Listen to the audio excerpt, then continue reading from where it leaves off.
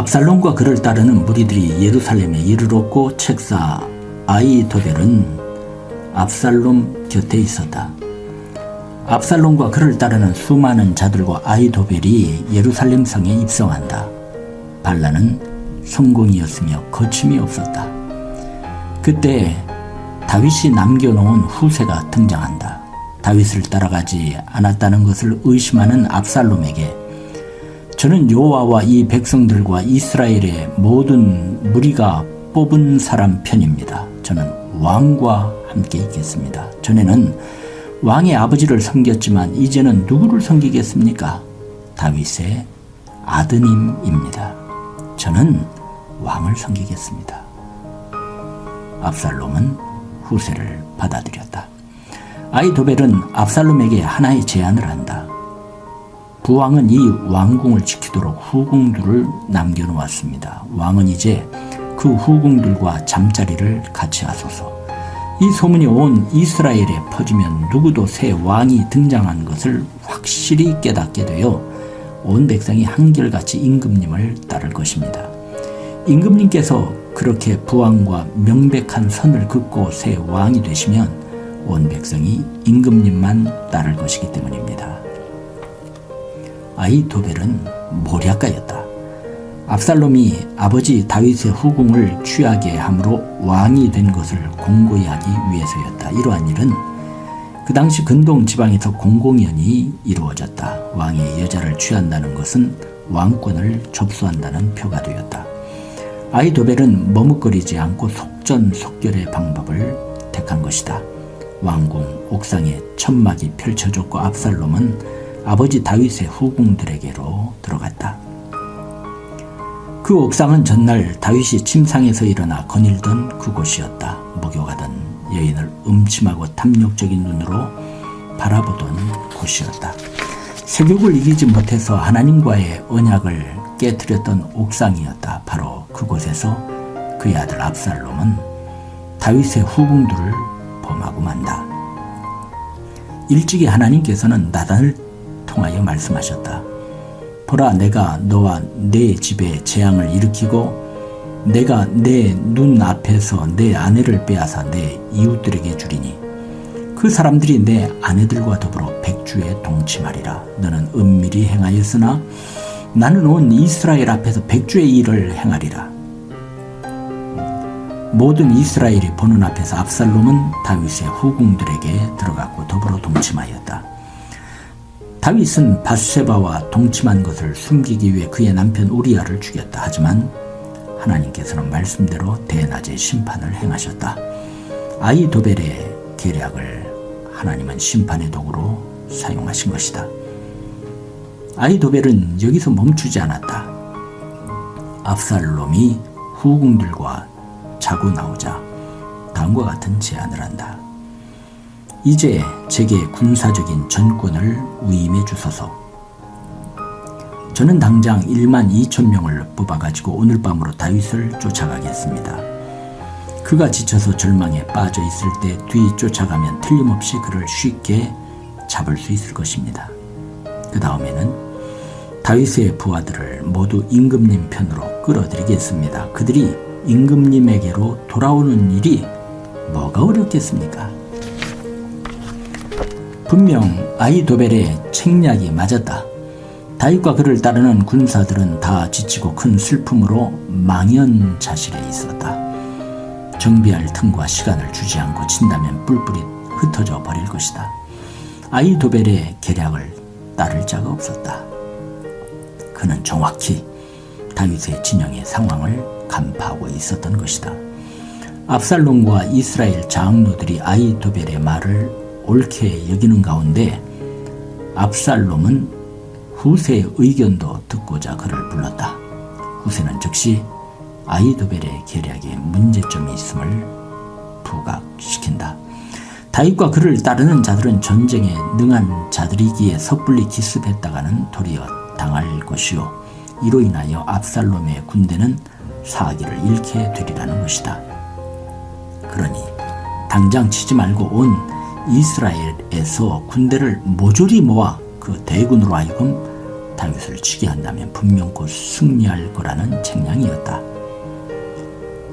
후세는 다윗과 함께한 군대가 지칠 대로 지쳐서 싸움을 하기에는 역부족이라고 판단하였고, 힘을 내어 전투를 하려면 가능한 정비할 시간이 필요하다고 판단한 것이다. 그래서 그 시간을 벌기 위해 이러한 거짓 계략을 압살롬에게 제안한 것이다. 압살롬과 이스라엘 사람들은 아히도벨의 계략보다 후세의 계략을 더 낫게 여겼다. 이를 성서기자는 다음과 같이 기록하고 있다. 압살롬과 온 이스라엘 사람들이 이름에 아렉 사람 후세의 계략은 아히도벨의 계략보다 낫다 하니, 이는 여호와께서 압살롬에게 화를 내리려 하사 아히도벨의 좋은 계략을 물리치라고 명령하셨습니다라.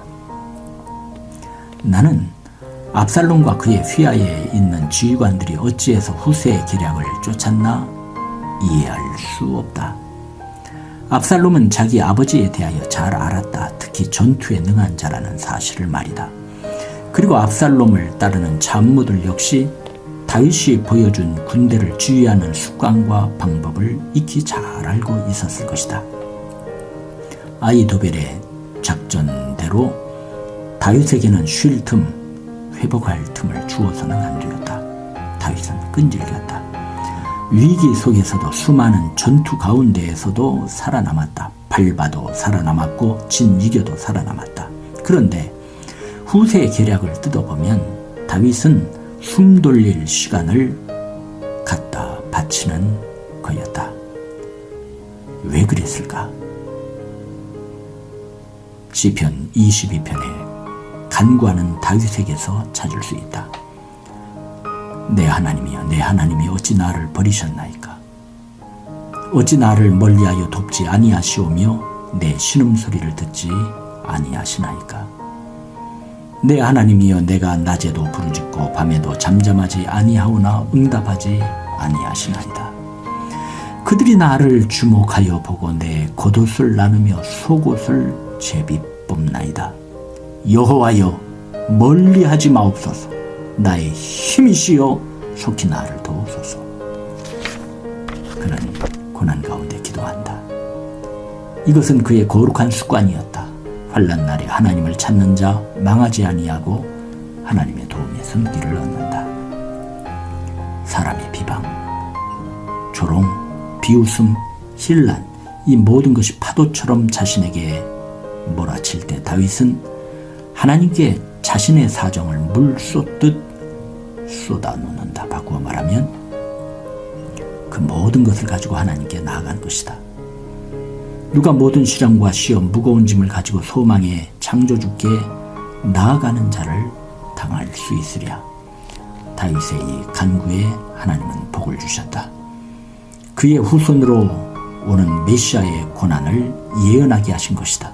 내 하나님이여, 내 하나님이여, 어찌 나를 버리셨나이까? 어찌 나를 멀리하여 돕지 아니하시오며 내 신음소리를 듣지 아니하시나이까? 마태복음 27장에 예수님께서는 십자가 위에서 기도하신다.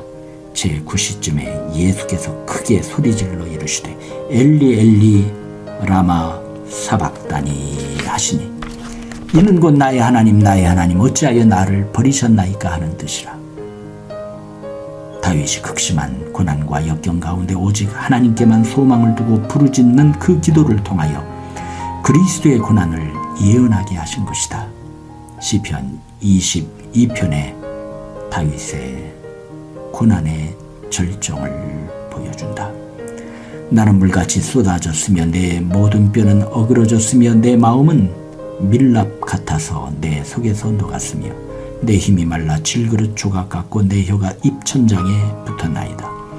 주께서 또 나를 죽음의 진토 속에 두셨나이다. 개들이 나를 에워쌌으며 악한 무리가 나를 둘러 내 수족을 찔렀나이다. 내가 내 모든 뼈를 셀 수 있나이다. 그들이 나를 주목하여 보고 내 겉옷을 나누며 속옷을 제비 뽑나이다. 예수님의 고난과 십자가에 못 박히실 것과 조롱과 구경거리가 되고 옷이 나누이게 될 것을 예언하고 있다. 요한복음 19장은 증거하고 있다. 군인들이 예수를 십자가에 못 박고 그의 옷을 취하여 네 기세에 나누어 각각 한 기씩 얻고 속옷도 취하니 이 속옷은 호지 아니하고 위에서부터 통으로 짠 것이라. 군인들이 서로 말하되 이것을 찢지 말고 누가 얻나 제비 뽑자 하니 이는 성경에 그들이 내 옷을 나누고 내 옷을 제비 뽑나이다 한 것을 응하게 하려 함이러라. 군인들은 이런 일을 하고 드디어 하나님께서는 다윗의 기도를 들으사 간섭해 주시고 개입해 주신다.